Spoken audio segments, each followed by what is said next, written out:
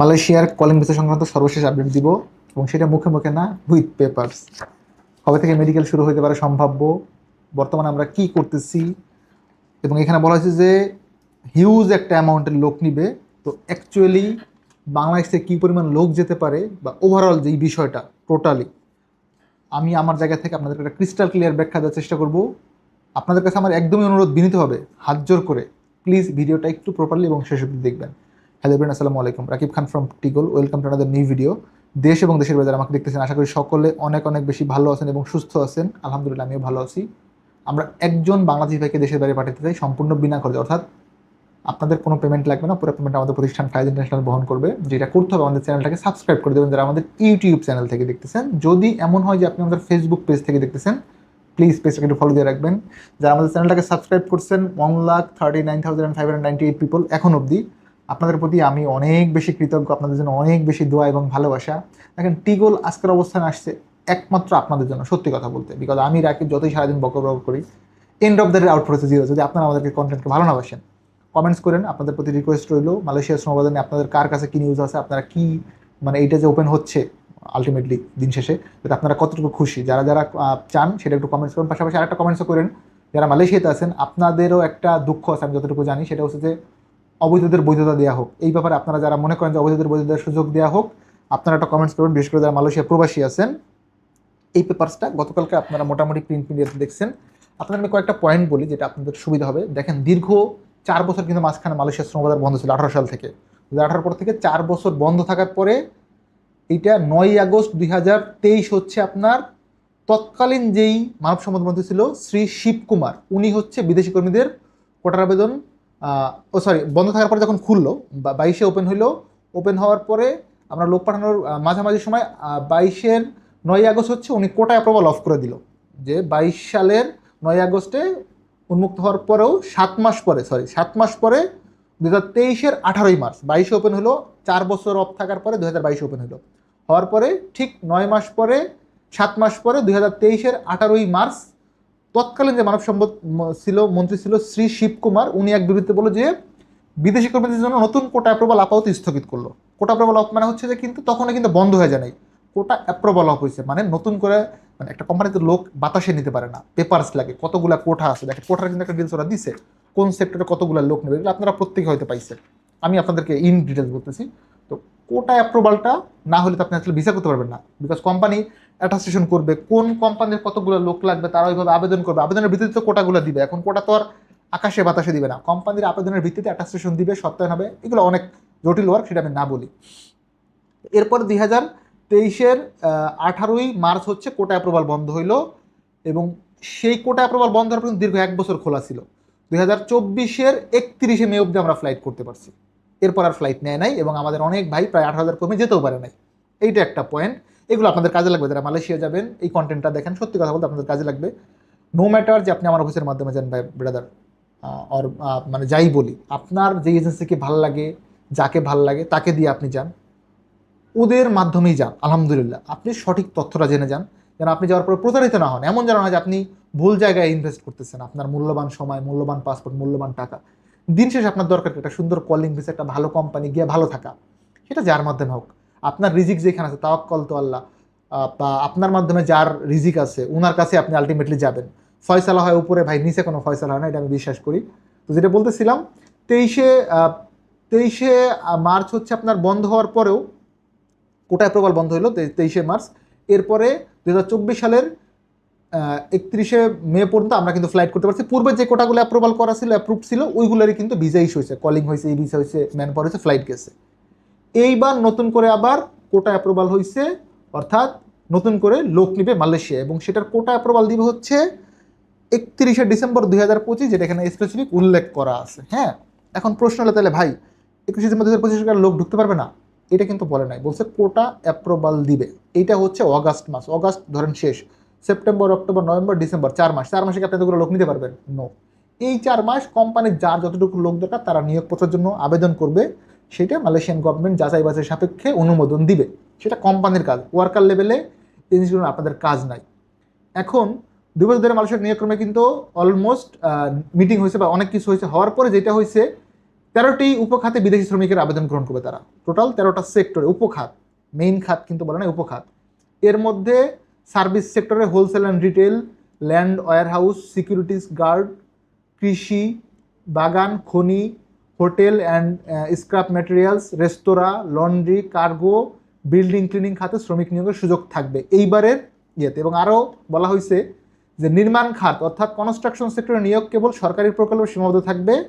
কনস্ট্রাকশনে কিন্তু নিয়োগটা সীমাবদ্ধ। আমি আরেকবার বলি আপনাদেরকে, কনস্ট্রাকশনে নিয়োগ কেবলমাত্র সরকারি প্রকল্পে সীমাবদ্ধ থাকবে। আর উৎপাদন অর্থাৎ ম্যানুফ্যাকচারিং যে সেক্টর বা ফ্যাক্টরি, খাত অগ্রাধিকার দেওয়া হবে Malaysian investment development authority MIU এর আওতাধীন নতুন বিনিয়োগকে।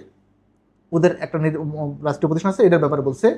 এবারের কলিং ভিসা বিদেশি শ্রমিক নিয়োগের আবেদনের সুযোগ শুধু খাতভিত্তিক অফিসিয়াল এজেন্সিগুলো পাবে। আগের মতো কোনো এজেন্ট বা সরকারি নিয়োগকর্তা স্বাধীনভাবে আবেদন করতে পারবে না। আবেদন যাচাই বাছাই শেষে তা অনুমোদন করবে ফরেন ওয়ার্কার্স টেকনিক্যাল কমিটি এবং জয়েন্ট যৌথ কমিটি, এটা ওদের ইন্টারনাল বিষয়। সরকার এখন জানান এখন 24,67,500 শ্রমিকের জন্য কোটা চালু আছে এখন অবধি। 24,67,756 জন শ্রমিকের জন্য কোটা চালু আছে, যা বছর শেষে অর্থাৎ 21 ডিসেম্বর 2025 পর্যন্ত বহাল থাকবে। এখন এই 24 লাখ কি বাংলাদেশের লোক নিবে? নো ভাই, এইটা বলছে 24 লাখ ওভারঅল, মানে সব মিলায়া। এখন এরকম ভাববেন না যে 24 লাখই বাংলাদেশের লোক নিবে, এটা আসলে সম্ভব না। এবং এরপরে বিদেশি শ্রমিকের নিয়োগ সীমিত করে কেবল দেশের মোট জনশক্তি 10% পর্যন্ত অনুমতি দেওয়া হবে। তবে এ কোটায় বাংলাদেশের কত আবেদন করতে হবে তা এখনো মালয়েশিয়ার কর্তৃপক্ষ বা কোনো মিডিয়া কনফার্ম করে নাই।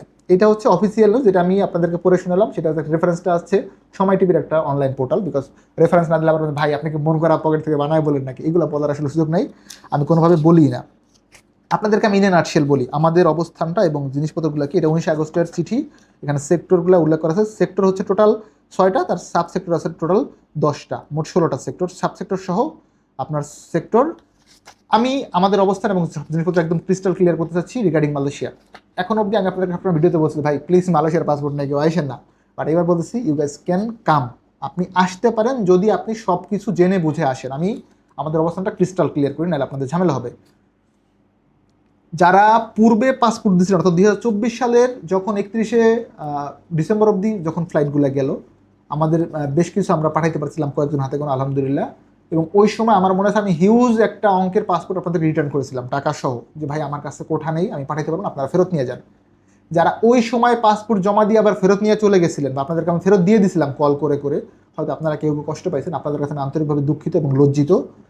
আপনাদের অগ্রাধিকার সবার আগে। আমি আরেকবার বলি, যারা পূর্বে একবার আমাদের অফিসে পাসপোর্ট দিয়ে গেছিলেন কিন্তু ওই সময় কোঠা না থাকলে আমরা রিটার্ন করে দিয়েছিলাম, আপনারা সবার আগে আসবেন। আপনাদের প্রসেসিংটা আমরা আগে করার চেষ্টা করব। এবং ওই সময়ে যদি এমন কেউ থেকে থাকেন মেডিকেল করছিলেন এবং ওই মেডিকেলটা আমরা ভিসা করতে পারি নাই, ওই মেডিকেল আপনার যেই খরচটা হয়েছিল ওই টাকাটা আপনাদের থেকে আমরা কম নিব। টোটাল কস্টিং যেটা হবে ভিসার, আপনি ওই অ্যামাউন্ট থেকে আপনার মেডিকেলে যে 2500 বা 3000 টাকা খরচ হয়েছিল ওই সময় 2024 সালে, ওই টাকাটা আমরা আপনার থেকে কম নিব। এইটা হচ্ছে আমাদের অবস্থান। বিকজ এটাতে আমি মানসিকভাবে একটা শান্তি পাবো যে হ্যাঁ আমি কাউকে ঠকাই নাই। এটা গেল পয়েন্ট নাম্বার 1। কবে থেকে মেডিকেল শুরু হবে এখন অব্দি এটার কোনো ডিসিশন আসে নাই। অবভিয়াসলি যখন বাংলাদেশের ব্যাপারটা ক্লিয়ার হবে আপনারা একটা অফিসিয়াল বিজ্ঞপ্তি পাবেন যে কবে থেকে মেডিকেল শুরু হবে, কদিন নাগাদ এটা খোলা থাকবে, ম্যান পাওয়ার কদিন অবধি সরকার প্রোভাইড করবে, বিএমইটি দিবে, ফ্লাইটের সিস্টেম কি, মেডিকেলের সিস্টেম কি, এগুলো সব কিছু আপনারা বিস্তারিত একটা প্রজ্ঞাপন পাবেন। গত প্রজ্ঞাপনে যেমন 2024 ডিসেম্বরে গভর্নমেন্ট বলে দিছিল যে 31শে December of the flight, date আমার স্পেসিফিক মনে নাই, যে পর্যন্ত ফ্লাইট বলছিল তার 15 দিন আগে ম্যান পাওয়ার বন্ধ হয়ে গেছিল, যে ম্যান পাওয়ার হইলে ফ্লাইট যেতে পারলো না, মানুষগুলো হয়রানির শিকার হবে। তো এটা একটা প্রপার গাইডলাইন আসবে কীভাবে মেডিকেল হবে, কোন সেন্টারগুলো মেডিকেল করবে, কবে থেকে শুরু হবে, কোন পদ্ধতিতে ভিসা পাচ্ছেন, ম্যান পাওয়ার অ্যাপ্লিকেশন করার লাস্ট ডেট কবে, এইটার নিয়ে মন্ত্রণালয় অবশ্যই অনেক বেশি কনসার্ন। ভাই ওখানে BCS ক্যাডাররা বসে আছে, সত্যি কথা বলতে স্যাররা অনেক অ্যাক্টিভ, ওনারা কাজ করতেছে। এটা নিয়ে আপনার আমার থেকে ওনারা অনেক বেশি কনসার্ন। আলটিমেটলি দেশের এত বড় একটা বড় ইস্যু, তারা কি আর দেখবে না? তারা দেখে শুনেই এটা নিয়ে একটা প্রজ্ঞাপন আপনারা পাবেন। আমাদের অবস্থান হচ্ছে, আমি যদি ক্রিস্টাল ক্লিয়ার করি, যেই লোকগুলো আগে পাসপোর্ট দিছিলেন, দেওয়ার পর আমরা আপনাদের রিটার্ন করে দিছিলাম, আপনাদের অগ্রাধিকার সবার আগে। জোরাজুরি নাই। আপনার যদি মনে হয় যে ভাই একবার ফেরত দিছিল, ট্রাস্টেড আমি যেতে চাই, আপনারা সবার আগে আসবেন। দ্বিতীয় হচ্ছে, নতুন করে যারা আসতে চান আসতে পারেন। এই মুহূর্তে আমরা মেডিকেল করাচ্ছি না, মেডিকেলের জন্য গভর্নমেন্ট পারমিশন লাগবে, সব কিছু একটা ক্লিয়ারেন্স পাওয়ার পর আমরা মেডিকেল শুরু করবো। আমরা পাসপোর্টগুলো এখন কালেক্ট করে রাখবো। কেন রাখবো সেটাও বলি। ধরেন অনেকেই থাকবেন যে পটুয়াখালী থেকে আসবেন, দূর দূরান্ত থেকে আসবেন, আপনি তো একদিনে এসে সব সলভ করতে পারবেন না।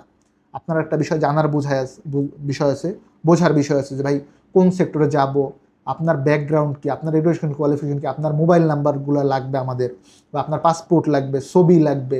যদি এমন কেউ থেকে থাকেন যে ভাই আমি কোনোদিন দেশের বাইরে যাই নাই, মেডিকেল একটু টেনশন আছে, আমি একটা টেস্ট মেডিকেল করতে চাই, এটা আপনার স্বাধীনতা। আপনি যদি মনে করেন আমি টেস্ট মেডিকেল করতে চাই, সেক্ষেত্রে টেস্ট মেডিকেল করে রাখবো। যদি বলেন না ভাই আমি পাসপোর্ট এখন জাস্ট রেখে দিব, যখন কাজগুলো অ্যাভেলেবেল হবে কোম্পানি ওয়াইজ আপনি কোন কোম্পানিতে পাঠাচ্ছেন আমরা কন্টেন্ট দেখলাম বা আপনি ফোন দিলেন, আমরা ওই অনুযায়ী সাবমিট করবো। সেই জন্য কিন্তু আপনার ডেটা আমার লাগবে। এখন ঘরে বসে এটা আসলে সমাধান করা সম্ভব না। যেটা করতে হবে, আপনার পাসপোর্টটা অবশ্যই আমাদের অফিসে থাকতে হবে। থাকলে আমরা বুঝতে পারবো যে আপনার পাসপোর্ট আমাদের কাছে আছে, এখন আমরা এটাকে একটা পর্যায়ে নিতে পারি, রাইট?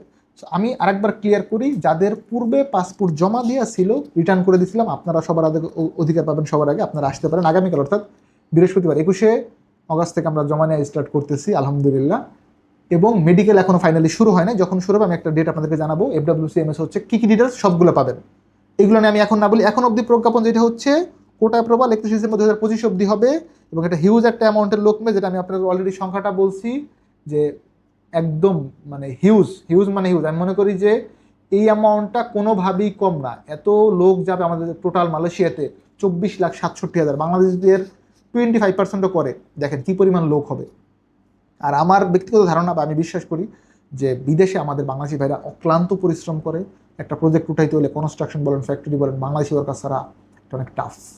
তো এখানে আমরা প্রাউড, আমি নিজে প্রাউড যে বাংলাদেশি ওয়ার্কাররা মালয়েশিয়াতে কী পরিমাণে এফোর্ট দেয়। আপনাদের জন্য আমাদের একটাই মেসেজ, আপনারা অফিসে আসতে পারেন চাইলে।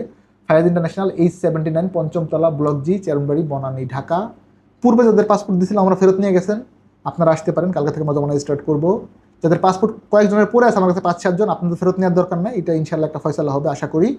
নতুন করে যারা দিতে চান অফিসে আসবেন সরাসরি, ওভার ফোনে আসলে এটার কোনো ফয়সালা আমরা দিতে পারবো না ভাই, আমি এক্সট্রিমলি সরি। আপনারা আসবেন, এসে কথা বলে জমা করে যাবেন। আমি আশা করি খরচটা এবার তুলনামূলক কম হবে। কম খরচে পাঠাইতে পারলে আপনার থেকে বেশি খরচ নেওয়ার কোনো অপশন নাই, এবং এটার পক্ষেও আমি না। আমি চাই আমাদের প্রবাসী ভাইয়েরা, ভবিষ্যৎ প্রবাসী ভাইয়েরা বা কম খরচে মালয়েশিয়া যা গিয়ে যেন দিন শেষে ভালো থাকে, প্রাপ্তির ঢেকুরে থাকে। সেক্টর যেগুলা, এগুলো আমি অলরেডি বলছি। তারপরে বাদ বাকিটা আমার মনে হয় যে আপনাদের সাথে ফিজিক্যালি ফেস টু ফেস এসে কথা বললে আপনার আমার প্রত্যেকের জন্য ভালো। মোটামুটি আলহামদুলিল্লাহ এক্সপেকটেশন রাখি সেপ্টেম্বরের ফার্স্ট উইক থেকে সম্ভাবনা আছে মেডিকেলটা স্টার্ট হওয়ার। আমি স্পেসিফিক ডেটটা এখন বলতেছি না, এইটা আমার একটা ধারণা। এখন এই ধারণা সঠিক হবে এরকম কোনো গ্যারান্টি নাই, ভুলও হইতে পারে। আমি জাস্ট একটা আমার ব্যক্তিগত মতামত বললাম। যখন শুরু হবে অফিসিয়ালি একটা অ্যানাউন্সমেন্ট চলে আসবে আলহামদুলিল্লাহ। যেহেতু কোটা অ্যাপ্রুভাল দিচ্ছে, লোক নিবে, আই হোপ, আমি আশা করি, মনে প্রাণে বিশ্বাস করি। আমাদের doctor Mohammad Yunus sir recently visit করে আসছে, আমরা একটা ভালো পজিটিভ নিউজ পাইছি রিসেন্টলি। সো আলহামদুলিল্লাহ, যেহেতু এত লোকের একটা সংখ্যা নিবে, বাংলাদেশের লোকজন যাবে বলে আমি বিশ্বাস করি এবং মনে প্রাণে চাই। আমরা পাসপোর্ট কালেকশন শুরু করতেছি আগামীকাল থেকে। আপনারা চাইলে রিগার্ডিং মালয়েশিয়া পাসপোর্ট নিয়ে অফিসে আসতে পারেন। আপনাদের ইনভাইট রইল for have a cup of tea or coffee at our office. সবাই অনেক বেশি ভালো থাকবেন, আমার জন্য দোয়া রাখবেন। দেখা হবে নতুন একটি ভিডিওতে, শেপ দিই। আল্লাহ হাফেজ, আসসালামু আলাইকুম।